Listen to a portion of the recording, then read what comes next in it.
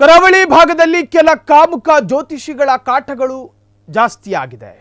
ಜಾತಕ ಪರಿಶೀಲಿಸಲು ಬಂದ ಯುವತಿಗೆ ಲೈಂಗಿಕ ಕಿರುಕುಳವನ್ನು ಕೊಟ್ಟಿದ್ದ ಜ್ಯೋತಿಷಿ, ಮದುವೆಯಾಗುವಂತೆ ಒತ್ತಾಯಿಸುತ್ತಿದ್ದ ಜ್ಯೋತಿಷಿ.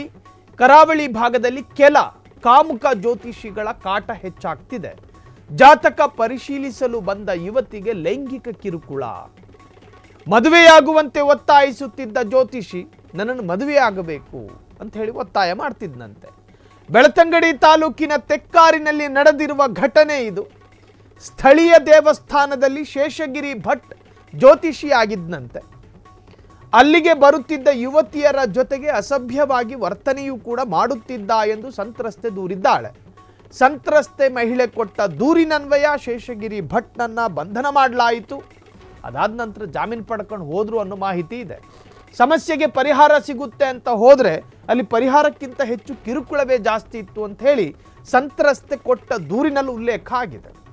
ಜ್ಯೋತಿಷಿಗಳು ನಮ್ಮ ರಾಜ್ಯದಲ್ಲಿ ಸಾಕಷ್ಟು ಜನ ಸಂಖ್ಯಾಶಾಸ್ತ್ರವನ್ನು ನಂಬುತ್ತಾರೆ, ಕೈ ಜ್ಯೋತಿಷ್ಯವನ್ನು ನಂಬುತ್ತಾರೆ. ಅದು ಅವರವರ ನಂಬಿಕೆ ಮತ್ತು ಅವರವರ ಸಂಪ್ರದಾಯಕ್ಕೆ ಬಿಟ್ಟಂತಹ ವಿಚಾರ. ಅದಕ್ಕಂತ ಏನು ಕಾನೂನುಗಳೇನೂ ಇಲ್ಲ. ಆದರೆ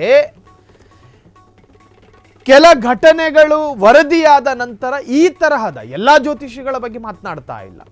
ಕೆಲವರು ಸಂಖ್ಯಾಶಾಸ್ತ್ರವನ್ನು ಆಧಾರವಾಗಿಟ್ಕೊಂಡು ಸಂಖ್ಯಾಶಾಸ್ತ್ರದ ಆಧಾರದಲ್ಲಿ ಸಾಕಷ್ಟು ಭವಿಷ್ಯಗಳನ್ನು ಹೇಳೋರು ಇದ್ದಾರೆ. ಅದರರ್ಥ ನೀವೆಲ್ಲರೂ ಜ್ಯೋತಿಷ್ಯಗಳನ್ನು ನಂಬಬೇಕು ಅಂತಲ್ಲ, ಅದು ನಿಮ್ಮ ನಿಮ್ಮ ವ್ಯಕ್ತಿ ಸ್ವಾತಂತ್ರ್ಯ. ಆದರೆ ಒಂಟಿಯಾಗಿ ಟೆಂಟ್ ಮಾಡಿಕೊಂಡು ಹೊರಗಡೆ ನಿಮಗೆ ಲೈಂಗಿಕ ಸಮಸ್ಯೆ ಇದೆಯಾ, ಪರಿಹಾರ ಕೊಡ್ತೀನಿ, ಯಾರದೋ ಗಂಡನ ಯಾರೋ ಹೆಂಡತಿಯನ್ನು ನೀವು ವಶಪಡಿಸ್ಕೋಬೇಕಾ, 10 ನಿಮಿಷದಲ್ಲಿ ಮಾಡಿಕೊಡ್ತೀನಿ, ಈ ತರಹದ ಬೋರ್ಡ್ಗಳನ್ನು ನೋಡ್ಕೊಂಡು ನೀವೇನಾದರೂ ಒಂದು ನಿರ್ಜನ ಪ್ರದೇಶದ ಟೆಂಟ್ ಒಳಗೆ ನುಗ್ಗಿದಾಗ ಅಲ್ಲಿ ಒಬ್ಬ ಕೂತಿರ್ತಾನೆ. ನೋಡುಗರು ಅನ್ಕೋಬೇಕು ಧ್ಯಾನದಲ್ಲಿದ್ದಾನೆ ಈ ಮನುಷ್ಯ ಅಂತ. ಆಗಷ್ಟೇ ಕಣ್ಣು ಮುಚ್ಚಿ ಕೂತಿರ್ತಾನಾತ. ನೀವು ಬರೋದನ್ನು ಗಮನಿಸ್ಕೊಂಡು ಆಗಷ್ಟೇ ಕಣ್ಣು ಮುಚ್ಚಿ ಕೂತಿರ್ತಾನೆ. ನಿರಂತರ 8 ಗಂಟೆಗಳ ಕಾಲ ಧ್ಯಾನದಲ್ಲೇ ಕೂತಿದ್ದೆ ಅನ್ನೋ ತರಹದ ಬಿಲ್ಡಪ್ಪು. ಕಣ್ಣು ತೆಗಿತಾನೆ, ನೀವಿರ್ತೀರಿ. ನಿಮ್ಮನ್ನು ನೋಡಿದ ತಕ್ಷಣ ಹೇಳ್ತಾನೆ ನೀವು ನೀಲಿ ಬಣ್ಣ ಬಟ್ಟೆ ಹಾಕಬೇಡಿ, ಆ ದೋಷ, ಹೀಗೆ ಸಾಕಷ್ಟು ನಿಮಗೆ ನಂಬಿಕೆ ಹುಟ್ಟೋ ರೀತಿಯಲ್ಲಿ ಮಾತನಾಡ್ತಾರೆ. ಅದೇನೇ ಇರಲಿ, ಬೆಳ್ತಂಗಡಿಯಲ್ಲಿ ಈ ಜ್ಯೋತಿಷಿ ಮಾಡಿರೋ ಕೃತ್ಯ ಏನು, ಅಲ್ಲಿ ಒಂದು ಯುವತಿ ಬರ್ತಾ ಇದ್ಲಂತೆ ತನ್ನ ಜಾತಕವನ್ನು ಪರಿಶೀಲನೆ ಮಾಡೋದಕ್ಕೆ ಅಥವಾ ಅದರ ಬಗ್ಗೆ ತಿಳ್ಕೊಳ್ಳೋದಕ್ಕೆ.